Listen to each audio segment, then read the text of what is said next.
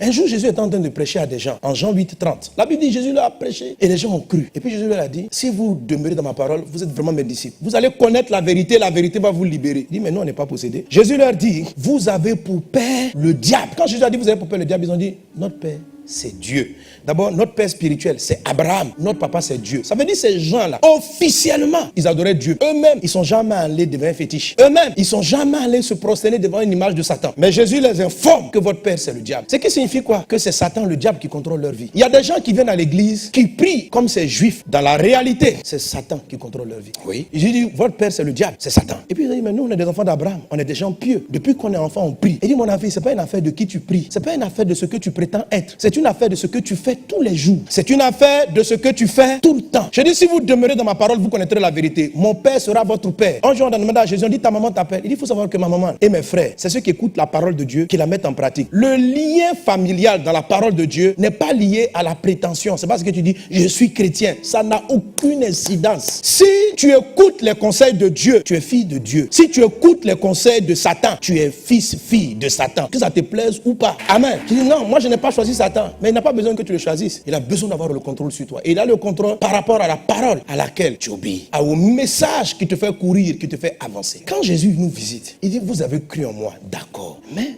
si vous ne demeurez pas dans ma parole pour connaître la vérité, votre Père, ça veut dire celui qui contrôle, ça ne sera pas moi.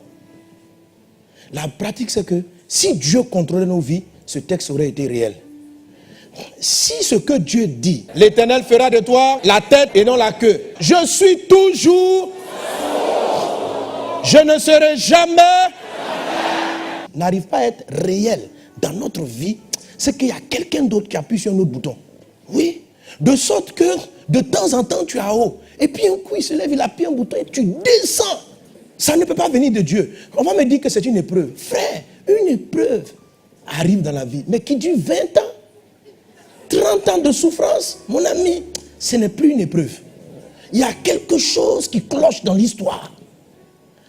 Et quand c'est comme ça, Jésus expliquait aux Juifs, la vérité là, c'est la seule chose qui vous libère. Et Jésus n'a pas dit, je vais chasser les démons et vous serez libres. Il dit, vous connaîtrez la vérité. Donc, c'est une compréhension des choses. C'est un changement de mentalité qui va faire en sorte que le Père Céleste sera réellement ton Père. C'est-à-dire où il pourra contrôler réellement et te dire des choses qui seront effectives dans ta vie. Mais si tu te contentes de dire, je crois en Jésus, je viens à l'église, et que tu ne laisses pas sa parole agir en toi, chasser les mensonges de l'ennemi et ressemer la vérité, tu seras coincé. Il dit aux Juifs, je vous suis désolé, vous avez cru en moi, mais votre père, c'est pas mon père, c'est le diable. Mais vous pouvez être libre si vous recevez ma parole. Je t'en supplie, ma soeur, reçois la parole de Dieu. Ne viens pas pour remplir les églises, visiter les temples, aller chercher 40 000 pasteurs, les prophètes n'ont qu'à prier pour toi. Le problème n'est pas là-bas. Le problème n'est pas là-bas. Dis à ton voisin, il faut arrêter de te balader sur la terre. Reste calme. Quel est le grand prophète qui va me dire... Non, il faut laisser. Un démon domine une vie à cause d'un mensonge auquel tu crois. Ça veut dire que c'est une information subtile qui est dans ton esprit. Ça veut dire que tu penses à une chose. Tu n'es pas possédé. Le démon est parti il y a longtemps. Tu n'es plus possédé. Mais il a fini par te faire croire en un mensonge. Et c'est ce mensonge-là qui pollue ta vie. Donc si tu n'as pas traité avec l'information, tu ne vas pas t'en sortir. C'est pourquoi il dit, il faut connaître la vérité. Et la vérité va te rendre libre. Et tu pourras être sous le contrôle réellement du Père. Amen. Et sa bonne volonté va prendre place dans ta vie. Alléluia.